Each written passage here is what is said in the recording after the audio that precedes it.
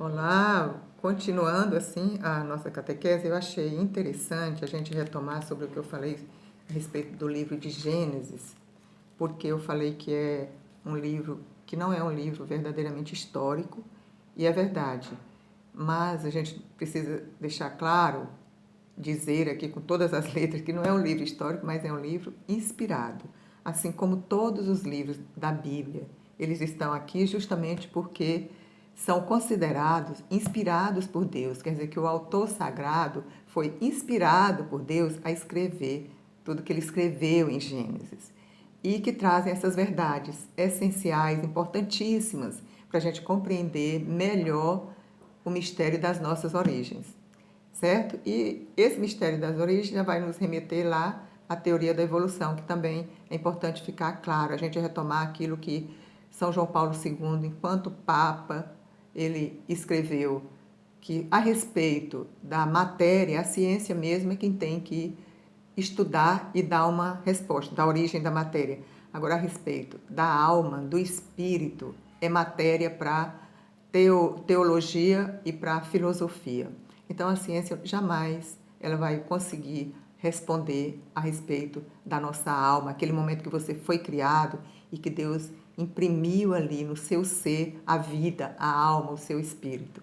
Isso aí a ciência não tem resposta. Para dizer o quê? Que tudo foi criado por Deus, que na criação tem ali a mão do Senhor, a divina providência de Deus que rege todas as coisas, foi também quem criou todas as coisas. Agora, como o tempo, a idade da matéria, isso aí realmente a ciência que tem que estudar, que tem que nos responder. E o que não pode é uma teoria científica negar a interferência de Deus a respeito da criação. Tá claro para vocês isso? É importante ficar muito claro esse ponto. Tudo que existe foi criado por Deus. Continuando, Criador do céu e da terra. O céu e a terra. Quando nós falamos no céu e na terra, nos remete exatamente a toda a existência, a todo mundo criado, visível e invisível. O céu nos remete ao firmamento, à morada de Deus, a terra ao mundo dos homens. E a gente vai começar estudando um pouco sobre o céu, a morada de Deus. Quem mora no céu além de Deus? Olhando o céu como uma morada, né? Para a gente compreender melhor. Quem mora no céu além do Pai, do Filho e do Espírito Santo? Os anjos. Vamos pegar o Catecismo 328 e a gente vai compreender melhor sobre os anjos. O que você entende sobre os anjos? É muito importante a gente compreender, precisamos mesmo compreender, porque hoje o que tem de esoterismo aí colocando os anjos, os duendes, as fadas, tudo no mesmo balaio, e aí de repente a gente está degustando isso aí, né? A gente está absorvendo isso aí. E é totalmente distorcido. É uma distorção muito grande a respeito daquilo que é a verdade de fé, que é o dogma da igreja a respeito dos anjos, que é bíblico e é o que nós vamos ver agora. Na Bíblia, assim, desde o início, desde Abraão, Sara, quando o anjo anuncia que Sara vai engravidar, toda a história do povo hebreu, ela é acompanhada pelos anjos. Aí vem o nascimento de Jesus. Quem que anuncia para Maria que ela vai conceber do Espírito Santo? É o anjo. Qual anjo? O anjo Gabriel. Então, os anjos é uma verdade de fé proclamada pela igreja. Olha o que diz o Catecismo. 328 vai dizer: a existência dos seres espirituais não corporais, que a Sagrada Escritura chama habitualmente de anjo, é uma verdade de fé. O testemunho da Escritura a respeito é tão claro quanto a unanimidade da tradição. Quer dizer, a Bíblia, a Sagrada Escritura, não deixa nenhuma dúvida a respeito da existência dos anjos, e assim como a tradição da igreja. Nós sabemos que a nossa fé é compreendida, a revelação, a partir de 3 colunas, né? A Escritura, a tradição e o magistério. E agora está aqui, ó, o magistério, por meio aqui do catecismo, está nos falando sobre os anjos. Então, o que diz o magistério? Que é uma verdade de fé. No 329 vai dizer, Santo Agostinho, nosso amigo Santo Agostinho, aqui em português, mais na frente, anjo, mensageiro, é designação de encargo, não de natureza. Se perguntares pela designação da natureza, é um espírito. Se perguntares pelo encargo, é um anjo. É espírito por aquilo que é, e é anjo enquanto é anjo por aquilo que faz. Compreenderam? Então, pela natureza, ele é espírito. Qual é essa natureza? Natureza humana. Qual é a natureza do anjo? Natureza espiritual. Então, pela natureza, ele é espírito. Agora, por aquilo que ele faz, às vezes, por exemplo, eu sou bancária, trabalhei em banco a vida toda. Pelo aquilo que eu faço, eu sou bancária. Você é o quê? Então, pelos que o anjo fazem, é que eles são chamados de anjo, porque anjo é sinônimo de mensageiro. Então, ele é mensageiro, ele é anjo. Certo? Ficou claro, gente? Por todo o seu ser, os anjos são servidores e mensageiros de Deus. Então, na verdade, eles são servidores e mensageiros de Deus, porque contemplam constantemente a face de meu Pai que está no céu. Em Mateus 18:10, próprio Jesus fala que eles contemplam constantemente a face de Deus. Eles convivem face a face com Deus. São poderosos executores da sua palavra, obedientes ao som da sua palavra. No 330. Enquanto criaturas puramente espirituais, tá claro, né, que são seres puramente espirituais, são dotados de inteligência, profundamente inteligente e de vontade. Quer dizer, têm liberdade para escolher, para fazer escolhas, decidirem. São dotados de vontade. São criaturas pessoais, para dizer o quê? Cada anjo é uma pessoa espiritual. E são imortais, não morrem jamais. Superam em perfeição todas as criaturas visíveis. Quer dizer, superam a nós também, homens, em perfeição. Disto dá testemunho o fulgor da sua glória.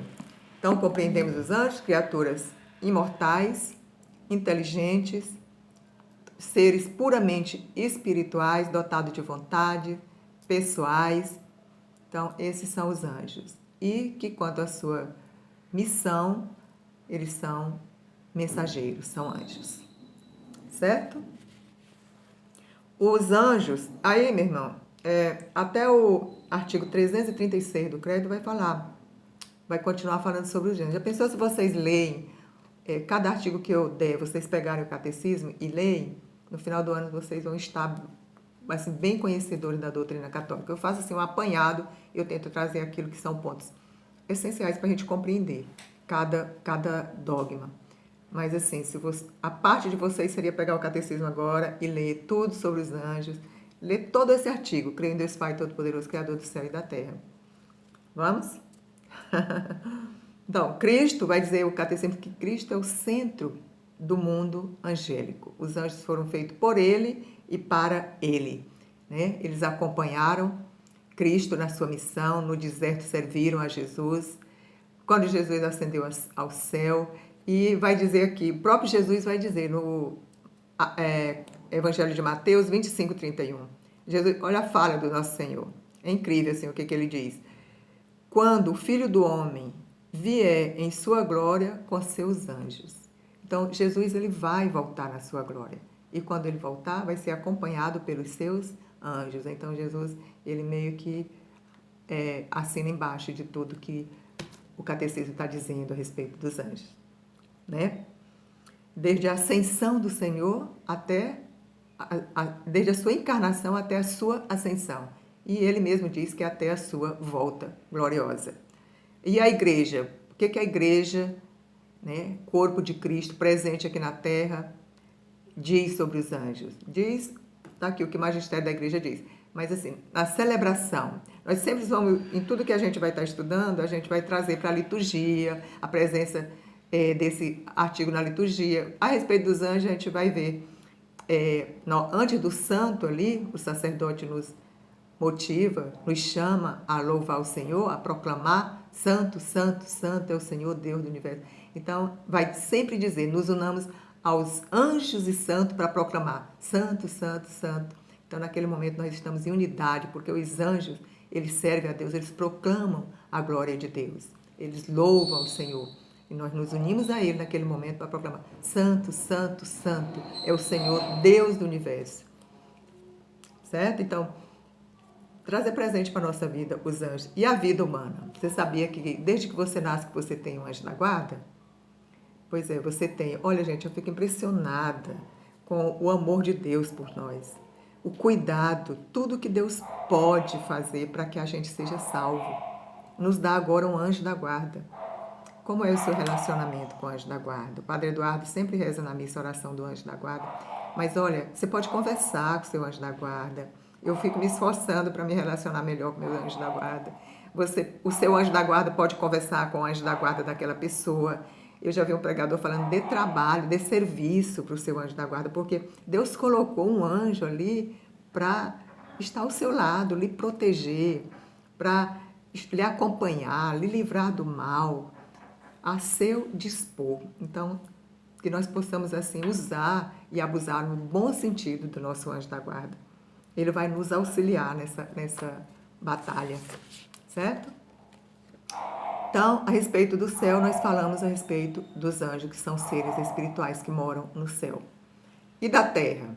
A terra, tudo que existe, deve sua existência a Deus. Tudo que há na terra deve a sua existência a um ser todo-poderoso chamado Deus. Aí a gente vai observar a terra, a beleza de toda a criação, né? A gente vai ver o contraste das coisas, essa interdependência entre uma coisa e outra, né? O sol e a lua, aquela florzinha pequena, como diz o catecismo, e aquela árvore lá imensa.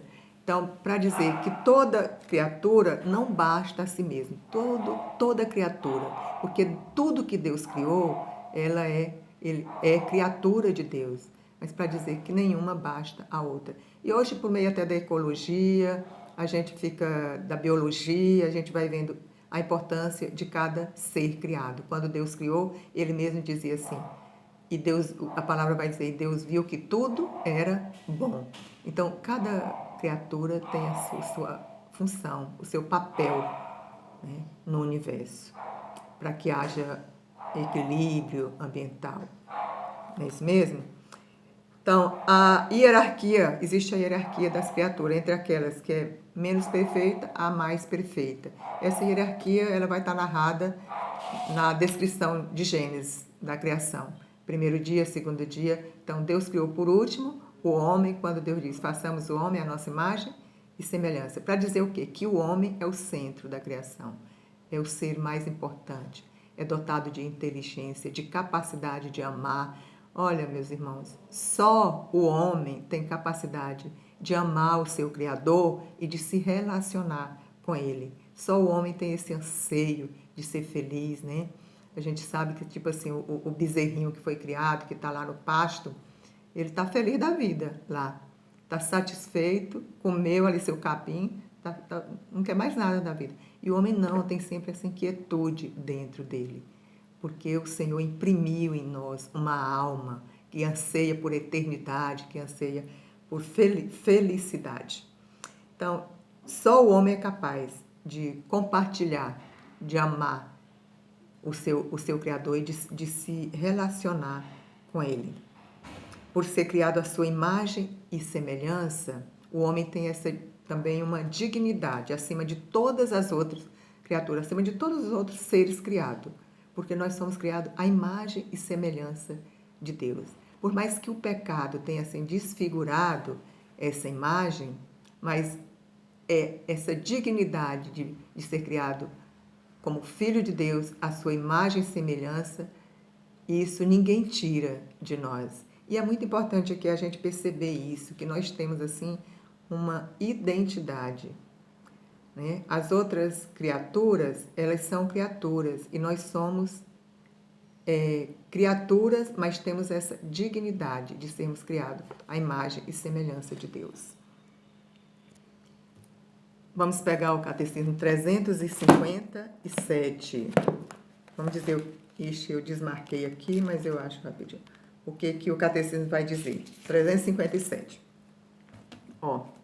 Por ser a imagem de Deus, O indivíduo humano tem a dignidade de pessoa. Ele não é apenas alguma coisa, mas alguém. É capaz de conhecer-se, de possuir-se e de doar-se livremente e entrar em comunhão com outras pessoas. E é chamado por graça a uma aliança com o seu Criador, a oferecer-lhe uma resposta de fé e de amor, que ninguém mais pode dar em seu lugar. Certo? Só o homem é capaz, é chamado, por graça, a uma aliança com o seu Criador, a oferecer-lhe uma resposta de fé e de amor. Só nós podemos responder, só nós podemos relacionar com o nosso Senhor, que nenhum outro pode dar. Aí, outro ponto, que é o homem é um ser corporal e espiritual. Eu até estava falando quanto à nossa natureza, nós somos seres humanos, mas só nós somos esses seres corporais e espirituais. Temos um corpo e temos uma alma, temos um espírito. Vamos ver no 369. Não vou me adentrar sobre isso, mas a palavra vai dizer que homem e mulher Deus nos criou. Só para a gente já ir percebendo o que diz o magistério da igreja. Igualdade e diferença queridas por Deus. Igualdade e diferença. O homem e a mulher são criados, isto é, são queridos por Deus. Por um lado, em uma perfeita igualdade enquanto pessoa humana. Enquanto pessoa humana, nós somos iguais. E por outro, no seu ser respectivo de homem e de mulher, ser homem, ser mulher é uma realidade boa e querida por Deus. O homem e a mulher têm uma dignidade inadmissível que lhes vem diretamente de Deus, seu Criador. O homem e a mulher são criados em idêntica grande dignidade, à imagem de Deus. No seu ser homem e seu ser mulher refletem a sabedoria e a bondade do Criador. Certo? Deus não é de modo algum a imagem do homem. Não é nem homem nem mulher. Deus é puro espírito, não havendo nele lugar para a diferença dos sexos. Mas as perfeições do homem e da mulher refletem algo da infinita perfeição de Deus. As de uma mãe, as de um pai, as de um esposo. Aí a gente não vai aprofundar sobre essa questão aqui, porque nós não temos tempo, mas para perceber assim, a diferença do homem e da mulher no seu ser homem e no seu ser mulher, queridos por Deus. E que Deus não é a imagem do homem nem da mulher, porque ele é puramente espírito. Certo? Concluindo, a parte da criação vem a queda em Gênesis 3. Nós já vimos um pouquinho quando falamos do querigma, a questão da queda do homem, a desobediência a Deus. Entrou o pecado no mundo por meio da queda do homem, da desobediência. E aqui é muito importante a gente refletir pelo menos sobre um ponto, meus irmãos. O pecado é esse grande mal que entrou na humanidade. Tudo que nós estamos vivendo hoje é em decorrência do pecado do homem. E esse pecado do homem se deu pela desobediência de Deus. Então, por que o homem pecou? O que ele fez? Ele desobedeceu a Deus. Então, hoje, o homem moderno ele tem também dificuldade de obedecer a Deus. Né? Às vezes nós temos fé, era aquilo que eu estava falando até naquele videozinho que eu mandei para vocês. A gente gosta muito de pedir as coisas para Deus, mas temos dificuldade em nos interessarmos, em saber o que Deus quer de mim. Para que de fato eu fui criada? O que o Senhor espera de mim? Esse interesse nem sempre nós temos, e é o que devíamos ter. Era aquilo que devia ser o ponto de partida. Né? Então, nós não podemos subestimar o pecado, banalizar o pecado. Não podemos relativizar o pecado, como é feito hoje. Hoje, o homem tem uma grande dificuldade de se perceber pecador. Cada vez mais se acha como Deus, né? Então, tem dificuldade de se perceber pecador, que foi aquilo que Adão e Eva quis naquele momento, foi ter conhecimento do bem e do mal, querer ser como Deus. Então, o homem continua assim até hoje, com essa dificuldade, se achando tal e tem dificuldade de se humilhar. O que é se humilhar? O que é a humildade? É principalmente você saber de fato quem você é, saber de fato o seu lugar. E o nosso lugar é como criaturas de Deus. Nós temos um Criador que sabe todas as coisas, que nos criou, que espera algo de nós. Então é percebermos onde que é o nosso lugar. É aos seus pés. É na obediência ao Senhor. O pecado, ele existe sim, que hoje o mundo vive como se não tivesse pecado. Aliás, fazendo do pecado o motivo da felicidade. O pecado é terrível, ele nos leva à morte, ele nos leva a rompermos a nossa comunhão com Deus, que é a pior coisa que pode acontecer para uma alma, é romper a sua comunhão com o seu Criador. Então, se nós soubéssemos bem o quanto é grave o pecado, nós odiaríamos o pecado. Nós estamos saindo da Semana Santa e nós olhamos do que foi capaz o pecado. Olha para Jesus Cristo e você vai compreender o grande mal de que o pecado causou sobre nós. Levou nosso Senhor Jesus à cruz, certo? Mas a queda não foi só a queda do homem, teve também a queda dos anjos. Quer dizer, quem que já tentou o homem lá no paraíso? Então a gente fica claro que quando o homem foi criado, os anjos já haviam caído. Um anjo chamado Lúcifer, que significa anjo de luz, também se rebelou contra Deus, também desobedeceu a Deus lá no paraíso, porque a gente viu que os anjos são dotados de vontade. E com ele levou miríades, milhares de outros anjos, que são chamados de demônios. Sabe por quê? Porque o anjo, depois que ele cai, vai estar no catecismo também, deixa eu ver se eu coloquei aqui, a respeito da queda dos anjos, está lá no 393. É irrevogável a queda dos anjos. Quer dizer, é definitivo, não tem como anular mais, não tem como voltar atrás. Então, os anjos caíram, quando eles caíram de uma vez por toda. Eles são chamados hoje de Satanás, de demônios. Então, eles trabalham contra o reino de Deus. Eles não podem nada contra Deus, mas a respeito contra nós, eles podem, certo? Então, eles foram criados por Deus, anjos, e se transformaram maus por escolha deles, certo? Então, a atividade para vocês é isso mesmo, é vocês compreenderem algumas coisas que foram ditas aqui e me retornarem. Pelo menos 3 pontos que vocês compreenderam, que ficou esclarecido. Mas pode ser mais também, tá bom? Fica com Deus, Deus abençoe.